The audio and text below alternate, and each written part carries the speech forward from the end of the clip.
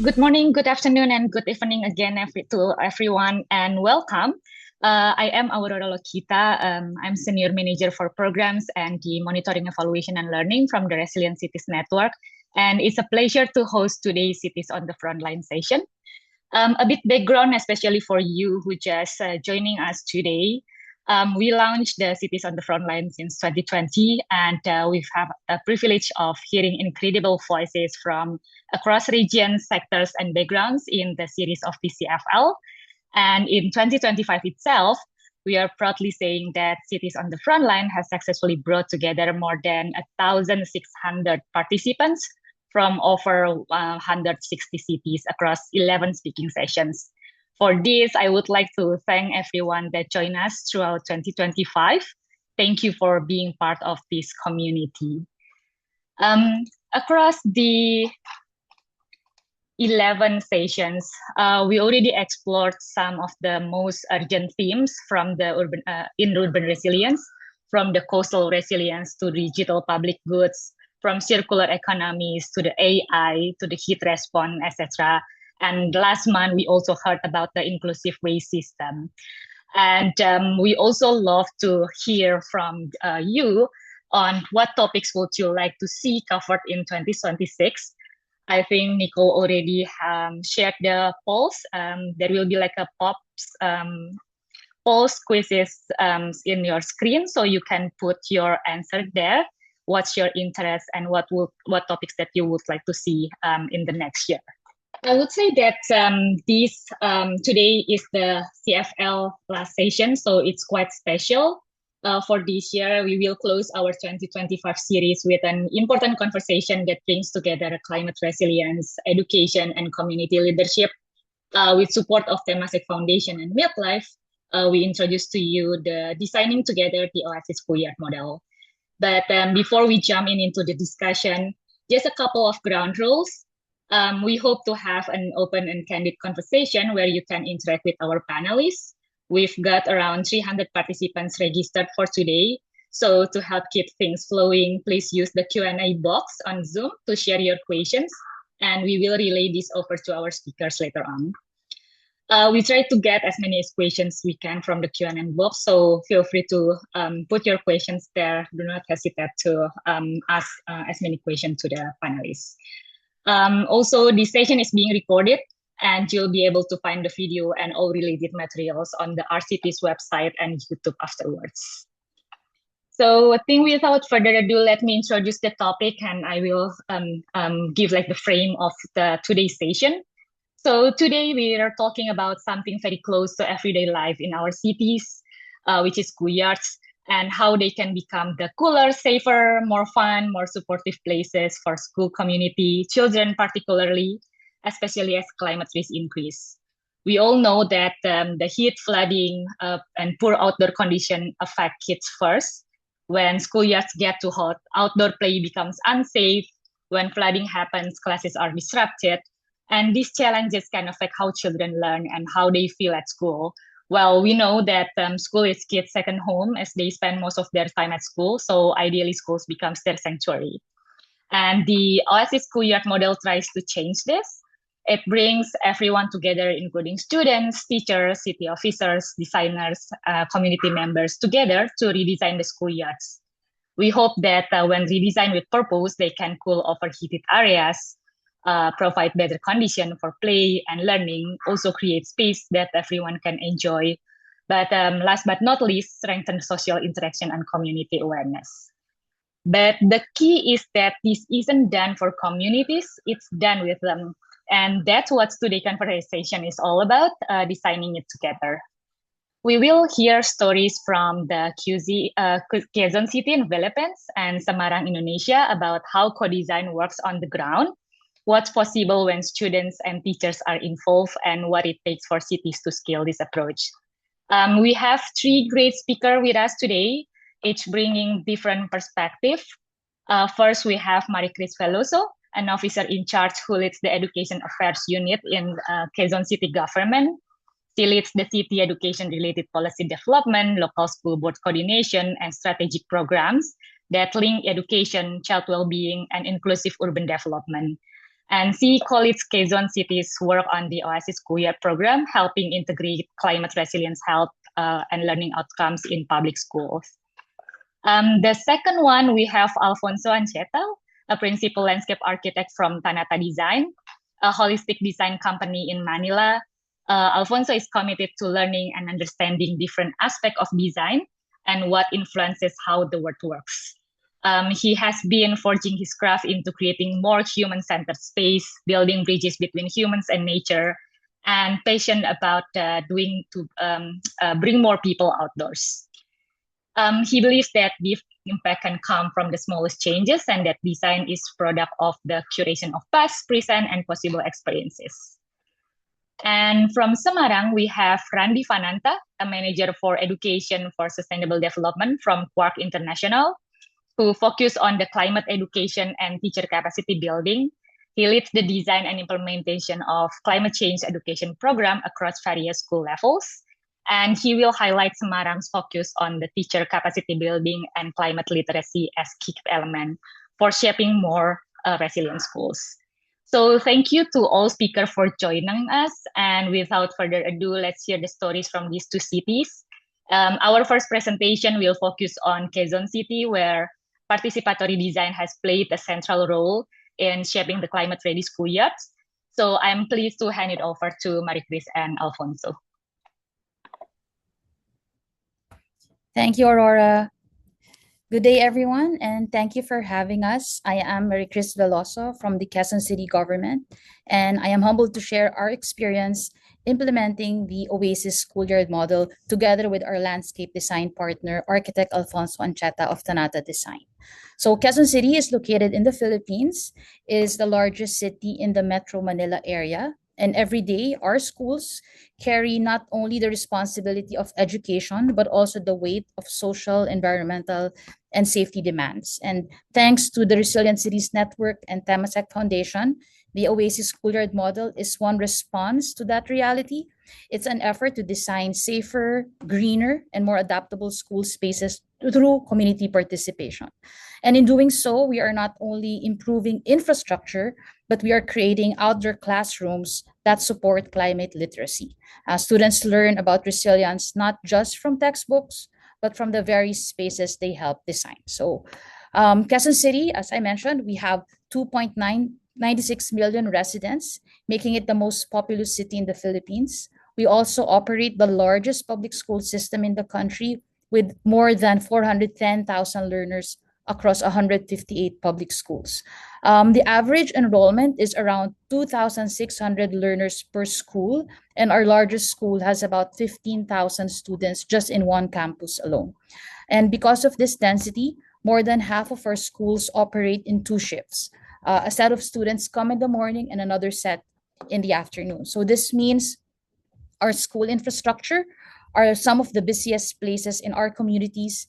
It's used constantly and with very little downtime. So next slide, please. And on top of this, our city faces significant climate risk. We are experiencing more extreme heat, longer droughts, and increasingly strong typhoons and flooding. For our schools, these hazards are very real. We see class cancellations because of classrooms becoming too hot or the roads are flooded. We see damage to school buildings after strong typhoons. And after periods of heavy rain, we are faced with increased waterborne illnesses among children and adults, especially dengue and even leptospirosis. So when we talk about climate risks in Quezon City, we're not speaking in technical terms. We're talking about children missing school, students getting sick, and facilities that can't be used. Real impacts felt every school year. That is why when we were approached by the Resilient Cities Network with the opportunity to pilot the OASIS Schoolyard model, it's an opportunity again to redesign our schoolyards, but at the same time, bring climate learning to life and involve students, teachers, and parents in shaping their own environment. We grabbed it. It was exactly what our schools needed. It gives us a practical and child-centered way to redesign schoolyards so they become cooler, safer, and more adaptable to our to our changing climate while still supporting learning every day. Next slide, please. So for context, most of our campuses, our public schools in particular, have covered courts and an open yard. They usually fully paved with concrete. These spaces are durable, but they absorb heat. They cause water runoff and provide very little room for nature. Some schools have playground sets or small urban gardens, but these are not common. And because land is limited, schoolyards often serve multiple purposes. They become evacuation areas, assembly places, and in many cases, parking areas for staff. So, and as enrollment grows, some schoolyards are even converted into new school buildings. So the challenge was clear: how do we transform these high pressure multi-use spaces into places that support learning, nature, safety, and climate resilience all at once? And to respond to that challenge, we had to involve not only our unit, the education sector, but also other departments in the local government, the city administrator's office, the parks department, the climate change department. So we could really look at schoolyard from a whole of city perspective and not just a school perspective. So at this point, I will turn over the slides to architect Alfonso Ancheta, who will walk you through the details of the OASIS Schoolyard project in Quezon City and how the design process unfolded in our pilot schools. Thank you, Maricris. So like what Maricris mentioned, our part of the program was to be in charge of the analyzing and the implementation of the data from the workshops that we got from the students, and to be able to put it into a plan that can be implemented and built, right? So the local QC government narrowed the school down into three schools, and mapping things out, we actually discovered that the city hall itself was in the middle of all of the three schools. So that helped us in terms of reaching out to the schools as well, because it was in reach to the city hall in around 30 minutes time. During our visits, though, that we came to a realization that most, if not all, the sites were pretty much riddled with concrete that contribute to the urban heat island effect. During our site visits, and during our workshops led by the placemaking team, one of the activities we did was to ask the participants to give us words that describe an ideal playground or open space to them. And these words that we got, we categorized them into four categories, and it helped us pretty much see the bigger picture and what the students and teachers would actually want. So if you can see in our word cluster here, the larger text that you see are actually the ones that would come out more frequently, right? So teamwork, eco-friendly, being a little bit more exciting, happy, safe. We realized that in the school spaces, it was hard for them to engage with nature in any capacity because of how limited we have, no, the limited space that we have. Because of this, we tried coming up with this diamond framework to help with our design process. It was a fruitful back and forth between the students. So the what would happen was, throughout the design process, we would deliberately leave some portions of the designing blank, and we would give them to the students for them to fill out. So it would be, say, like a big open space. What we would do is leave it to them. They would draw, they would put pictures. You'll see later on what we did. But this also helped us come up with the six fundamental uses for public spaces, which are these. So we realized that the public spaces, not just in schoolyard specifically, but any public space, to be fully functional, should help induce play, should be contributing to exercise and fitness, the social interaction, to be a possible avenue for events and programs, for relaxation, for the people that don't necessarily want to engage with the world. They can have solace in certain spaces, and most especially is for learning and exploration. So these are our guiding principles on the design process and what we did.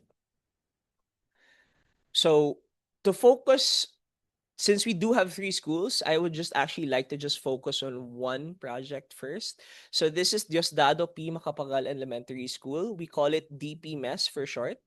During our surveys and after our workshops, we actually mapped out the space and made a heat map of where the students actually stay. So if you see in the screen right now, the redder areas or the darker areas are where the students would usually pass by, play, run around, etc. The broken lines are where the students would actually move through. So that's their basic thoroughfare. And if you see on top, the green pins are the different types of activities that they would be doing in those spaces. Given this, we are able to come up with a blank sheet for them to be able to do something like this, wherein we ask the students to create their own design by using cutouts of given activities, and we would ask them to place them in spaces on where they think it would be. And we also encourage them to go out into the actual schoolyard area, get some grass, get some leaves, and include it in their diagram, right? So this actually very helped this helped us get a better idea of how they want the space to look and feel. With that, we were able to come up with our site development plan, which looks something like this. um but due to some budgetary and logistic constraints, because of the school expanding and school renovations, we are only able to implement a couple of portions. So these portions are the ones that we focused on. The yellow, blue, and pink portions are the three major areas for Diosdado P. Macapagal Elementary. These are the spaces with how it looks like now. So if you see on the top left hand corner, that is the yellow space. That is their big quadrangle, usually just used as a space for parking, sometimes for a flag ceremony. On the top right hand side, that is their little pocket park. It is sometimes used by the students. However, it's not so conducive to a play because they're not that many structures, or there aren't that many seats as well for sitting down. And then the two pictures on the bottom are the pictures of the playground.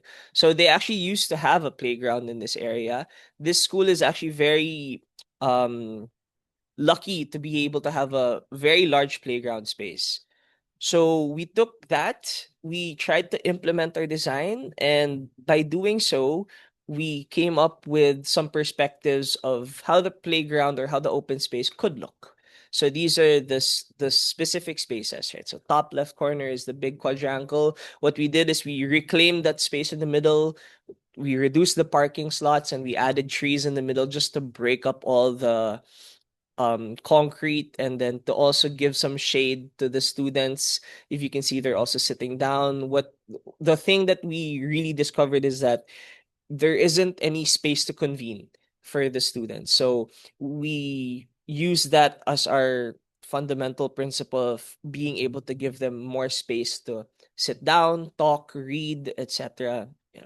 And then we use the playground that we did is more natural. We tried to limit ourselves by using a little bit more natural elements like cocoa lumber, chips, reclaimed telephone poles, and alike, just to be able to also lower down the costs. With that, we actually got help from the students. So we wanted the students to be able to take responsibility for the area, right? And we wanted them to feel like, yes, this is my space, I helped out. And we asked them to help paint the ground, to give some more design. We also asked them to help plant and to paint some elements of the design, just so that they can feel a little bit more a little bit more responsibility in their space. And this is what it looks like currently. We are still finishing up some spaces, and it actually hasn't been totally open to the students yet. Actually, the students are very much excited to use the space because they've been seeing it for the past months and they haven't been using it. And that's what's been, so the people that joined our workshops are able to use it for a bit. And at the end of the day, honestly, the reason why we do all these workshops and all the planning are for the kids. So they're very much excited, happy that they're able to participate in the workshops, and hopefully we'll be able to see them use it in a soon enough time. All right. Thank you.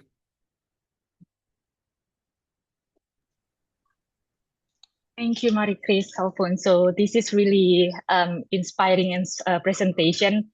I love to see the picture from the kids at the end of the presentation. It shows that yes, that's my design and that comes live now. So very, very inspiring presentation. Before we jump into the second story from Semarang, a quick reminder to our audience, please put your questions through the Q&A box and we will address them after the next presentation. And our next speaker is Randy Fananta, who will share about the Semarang's approach, centering teacher engagement and climate literacy as the foundation for the long-term resilience and school transformation. Randy, over to you. Okay, thank you, Aurora, for the time.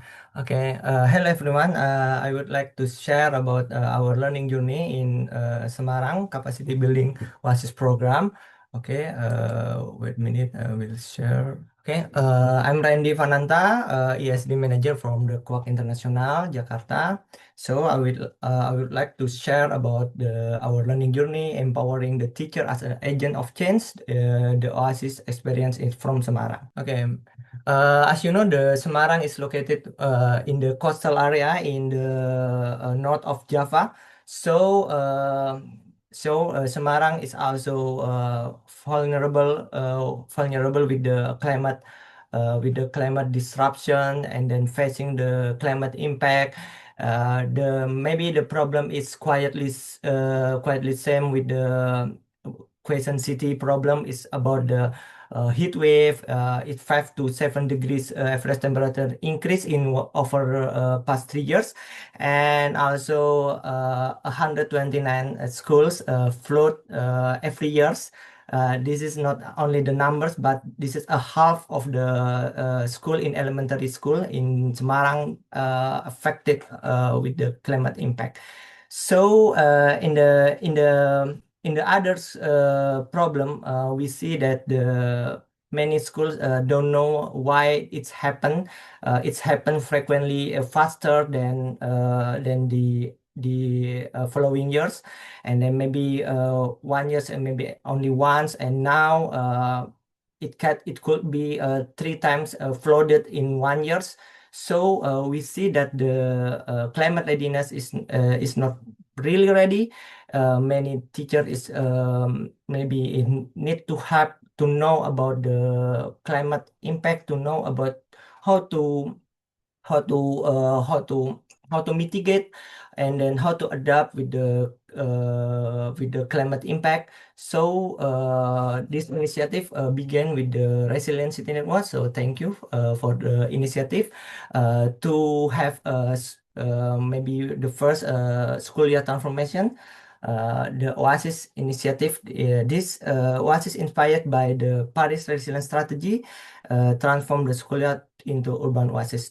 So this initiative have a purpose to have maybe some schoolyard can mitigate or have embedding the sustainable into the daily life. And for educators, this means the classroom extended the outdoor, and then it could be maybe can learning in the outdoor, and then it could be to be like mitigate the flooding through nature-based solution, while the doubling as a living classroom. So we think before we starting with the schoolyard transformation, we must first strengthen the school community. So we move backward maybe to see how to see that how to transform their behavior, the student behavior, and then enhance the teachers' skills and the teachers' knowledge about the climate educations. So the second initiative, we address this challenge with the transforming the teacher into the agent of change.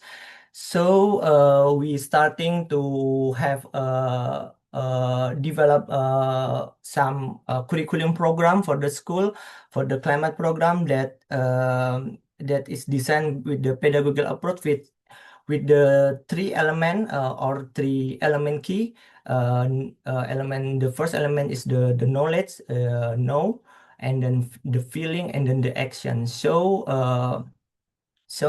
in the knowledge, we focus on advanced cognitive process.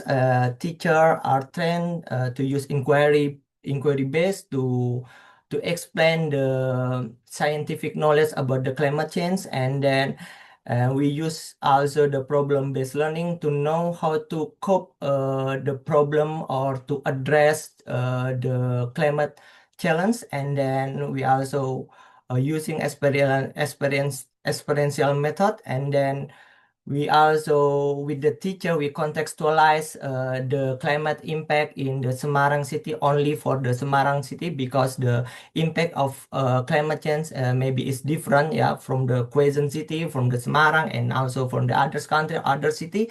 So we also like tackle like misconception from the teacher, and then build the strong foundation about the climate and environmental understanding. And then we also nurture their feeling to have initiative, to have empathy with the nature, and then guide and foster adaptability and social emotional to coping strategies. Do the reflective practice, and then they learn inspired and nurture a sense of responsibility to the student. So this initiative foster the student to have an action from for their project to solve their problem or their environmental issues linked to the climate impact.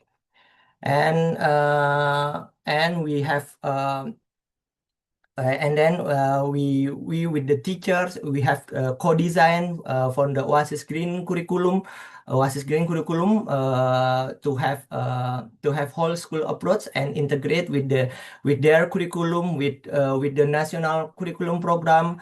And then we implementing to whole school approach in the school governance is like aligned with the policy curriculum, and internalize with their vision, mission. They have their own vision on environmental vision, and then we also engage with the multiple stakeholder, and then also we integrate with the teaching and learning across the subject matters, and then align with their curriculum, and then have a new practical pedagogies like inquiry-based, project-based. Yes, and then also we engage with the community partnership to like make some community project between the student with the community around, make some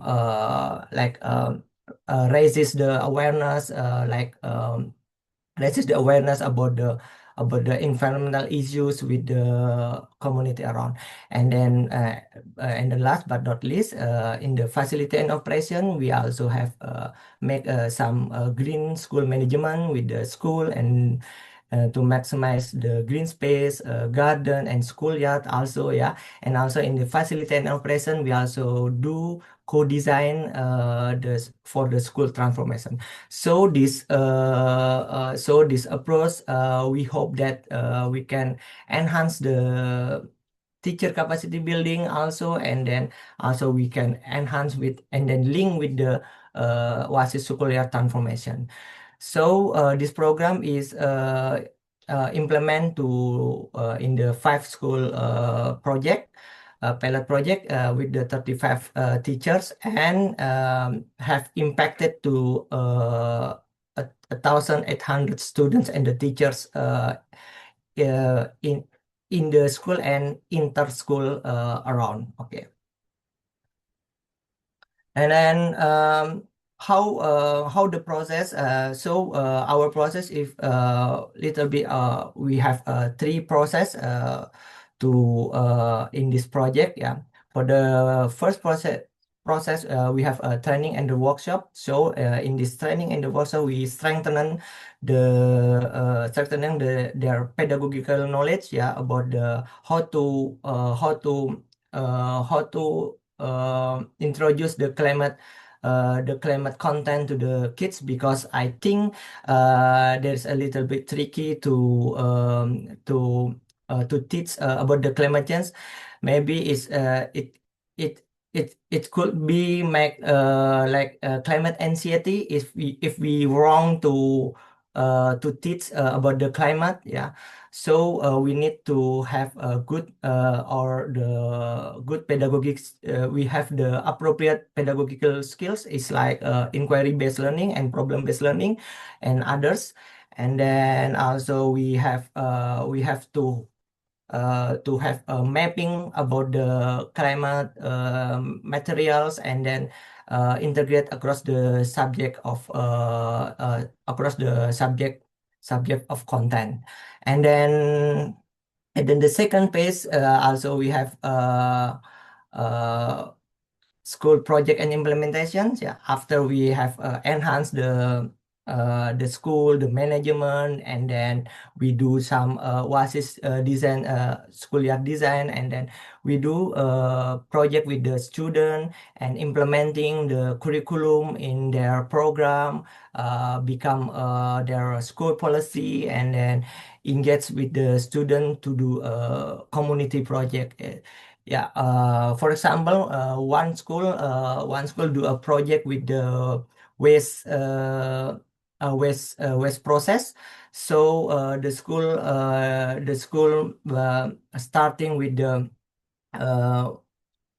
the socialization, how to segregate the waste, and then process the organic waste to be compost, and then also campaigns to others community to have to reduce their plastic uses, and then also they make a variative product with the organic waste process into fertilize, into compost, or the others fertilized product. And then the last in the showcase, for the showcase, the school do the project exhibition and share and also celebrate the project. And for the result, for the outcomes, overall, we see that the OASIS program has success in enhance the capacity building. So we see that this program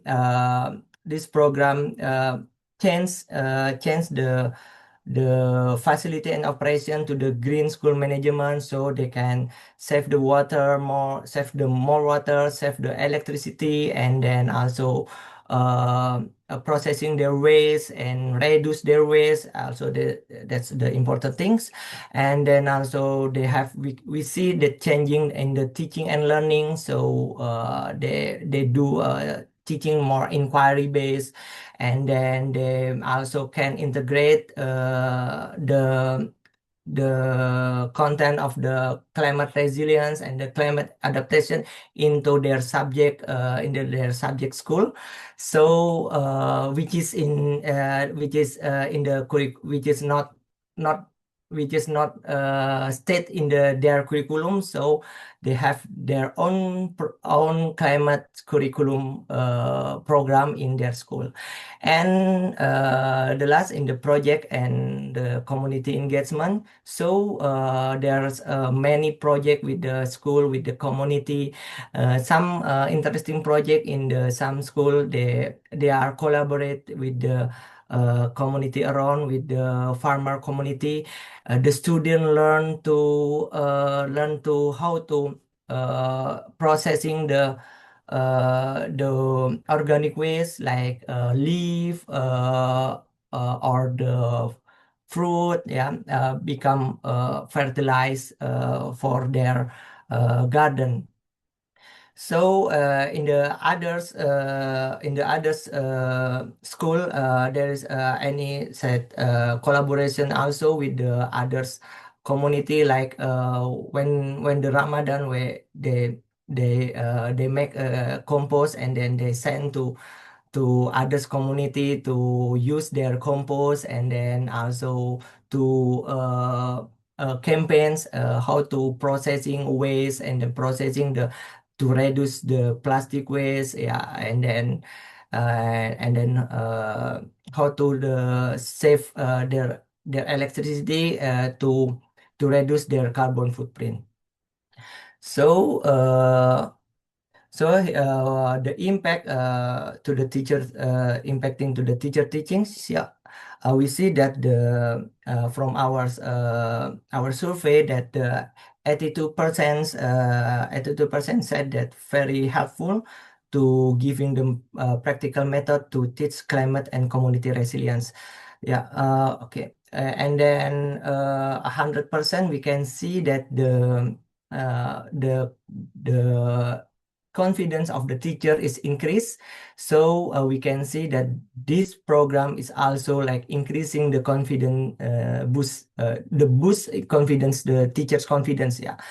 Before this program, we see that the teacher feel uncertain or feel not confident to teach climate change, because like in Indonesia, the content of climate change is also like hard to is also like very challenging for the teacher to introduce the content of the climate change, especially in the primary student.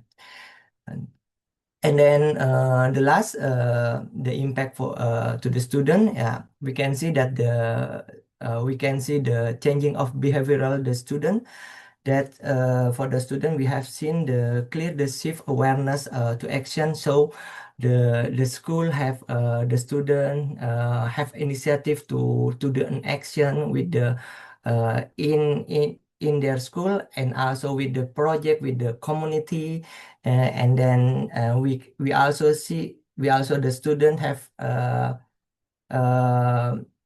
actively become actively to manage their school, like gardening, managing the waste, like conserving the energy.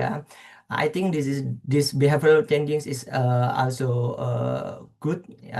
And then 15% have become a championship, because some school have winning also win the competition in the competition of the video of the action to video climate action in the Southeast Asia. And for their project, there's the school, the student also do some many project. It's like compost project, turning and then compost project, and also the others project, and then leading the awareness to reduce the plastic waste, and then I think this is a genuine behavioral change, and the students are not just learning the concept, but they are practicing the sustainability daily, and also and also the important things, the student inspires others, inspires not only inspires their self, but inspires the community, inspires their parents or others. And so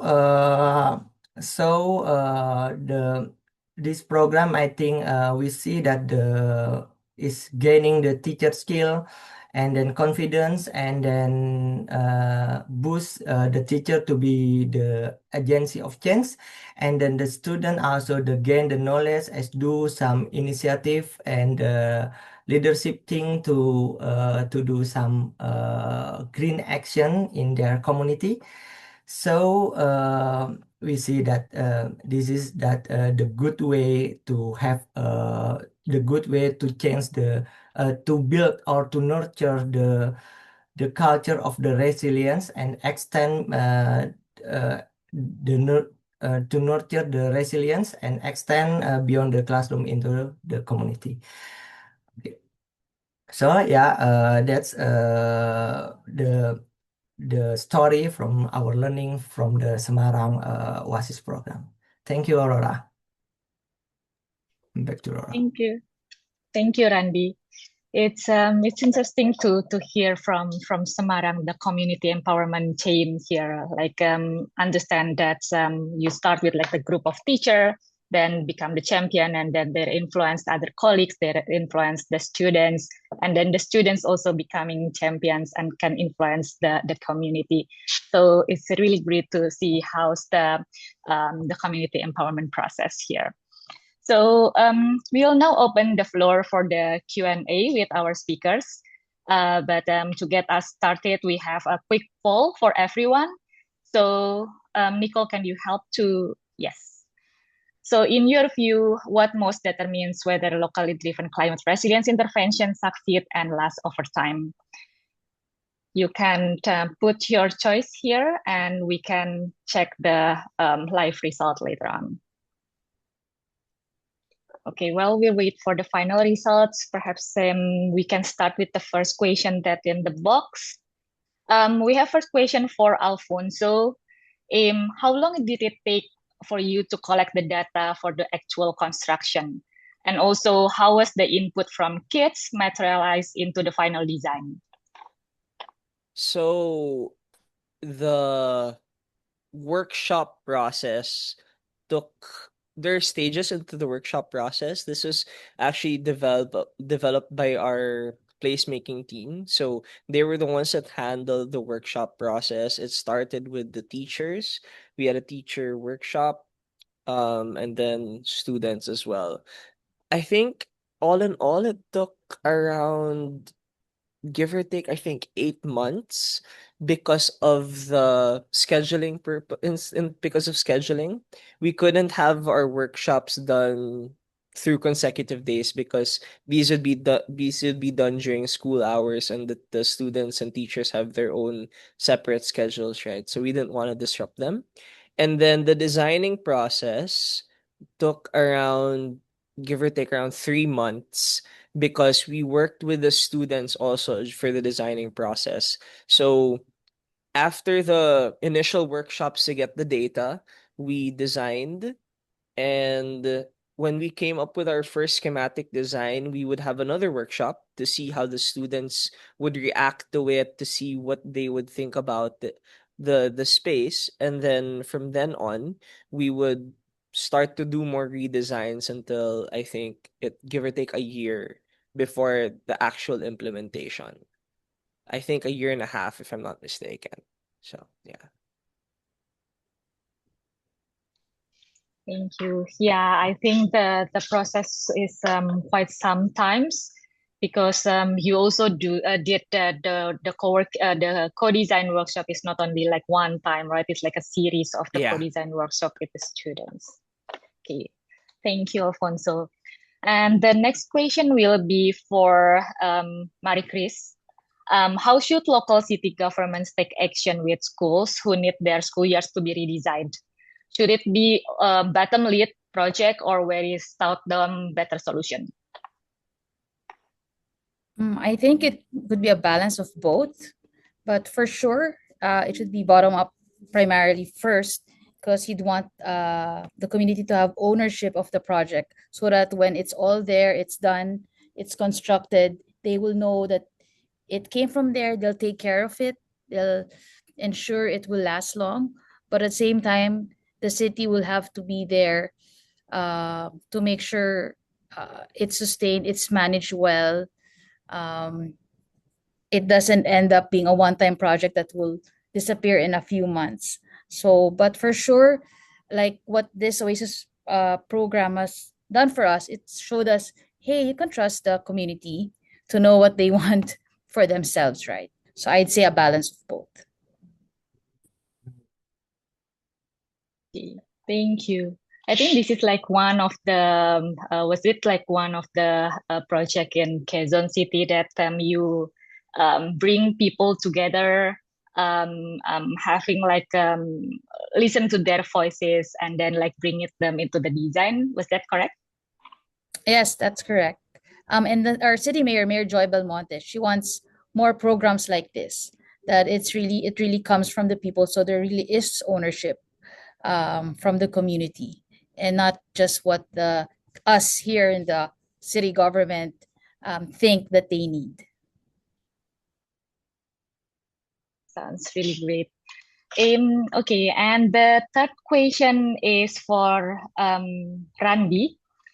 The question is, how was the participation from students on the introduction of climate? Is it encouraging enough to continue such exposure? Okay, thank you. Thank you, Ima Ramli, for the question. I think it's a good question because to introduce the climate, especially to primary student, is a little bit tricky because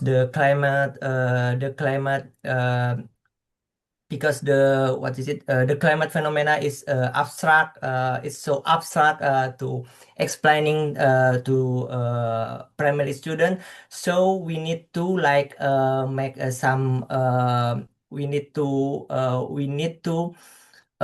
concretize this the climate phenomena with the experiment, with some maybe some games with the student, with the inquiry approach. So with the appropriate pedagogical method, I think it can be encouraged encouraged enough to the student to make exposure with the climate phenomena. So I think it depend how to depend with our method to introduce the climate to the children. So it must be carefully because when we like many exposure with some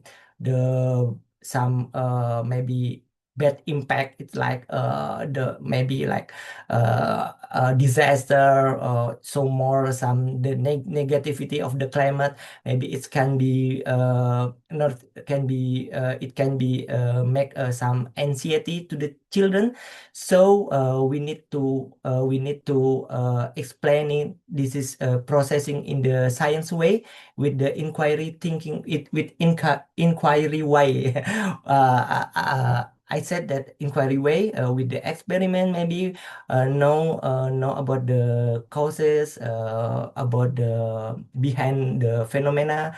So we also introduce how to coping strategy with the climate impact, maybe like what will we do when the heat wave attack in the student? What will we do when the flood when the school flooding and etc etc. So so I think with the good or appropriate pedagogical approach, the student will be encouraged. Yeah, will be encouraged enough.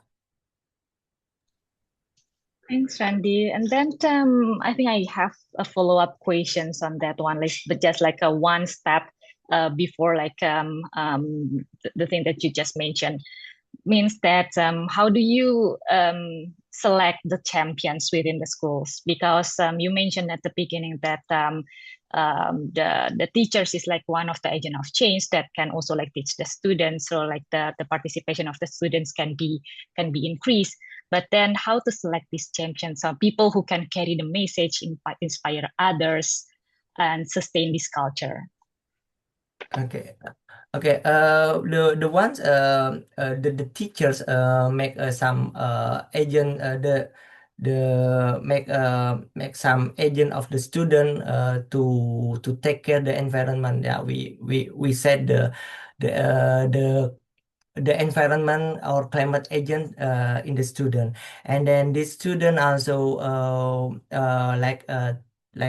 train or have a club, yeah, have their own club to care about the nature, to care about the environment, and then also uh, influence others to take care about the environment, uh, and then this also to lead the other student in their project. So it's actually it's like what is it? It's like what is it? I forgot in English. Is participatory from the student, is yeah, participatory from the student. So the teacher open who become the to lead the action, the environmental action in the class, yeah, in the class, in the first class, second class, and then also, yeah. So it's open and open participatory from the student to become the leading, and then the teachers train the student how to take care the nature, and also support them uh, to influence the others to do like some SOP, yeah, standard operational procedure, yeah, green management procedure. We said green management procedure to the student, and then also to reflect the result with the result what they do, and the result what their project, yeah. I mean voluntary, yeah. Voluntary from the student, yeah. The open participatory, yeah. Thank you so much. And then I think one last question, since we are almost at the end of the time. This is back to Quezon City. Who is responsible for maintenance costs? I think Maricris, you can answer this question. Yeah, so maintenance costs are usually shared. So the city, we cover the major upkeep and the structural needs, while the school handles the day-to-day maintenance. But in Quezon City in particular, we also hire the security and some of the maintenance personnel in our public schools. So we do pay for their monthly salaries. But aside from that, the public schools also have their own maintenance and operating expenses as well. Sounds good. Okay. So I think we have a time for like final reflection from the speakers as we close this session. So perhaps like I will give round of like a 1 to 2 minutes for each speakers to reflect, give like a one short message, a key takeaway reflections you want the audience to bring back to their own cities.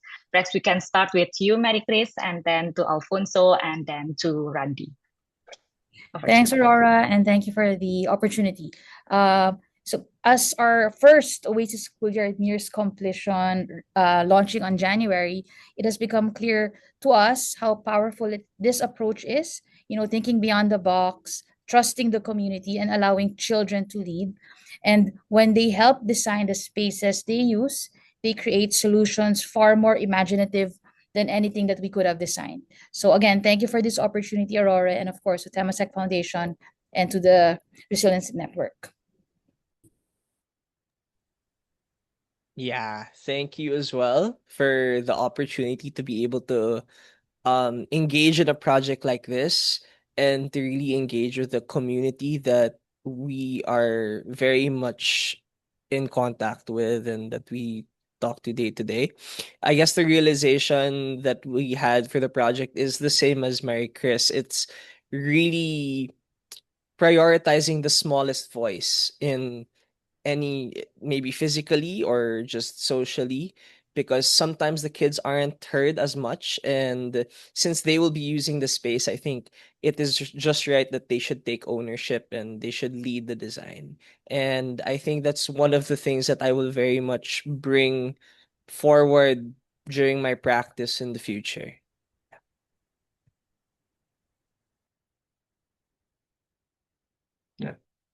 Okay, thank you. For the first, I will say the thank you to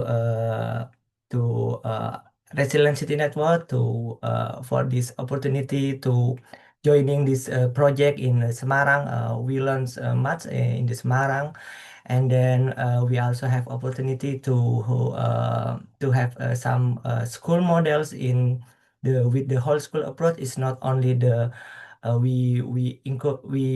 it's not we only enhancing their teacher and skills, but also we transform the school from the curriculum, transform the schoolyard. So I think this model is this OASIS model is can bridge the gap between the climate science and the classroom practice and the schoolyard as a mitigation part, as a learning, as a living lab for the student to learn about the climate, about the to adapt with the climate impact, and it empower the teacher to lead, empower to support and foster the student action and the community, and the engage with the community.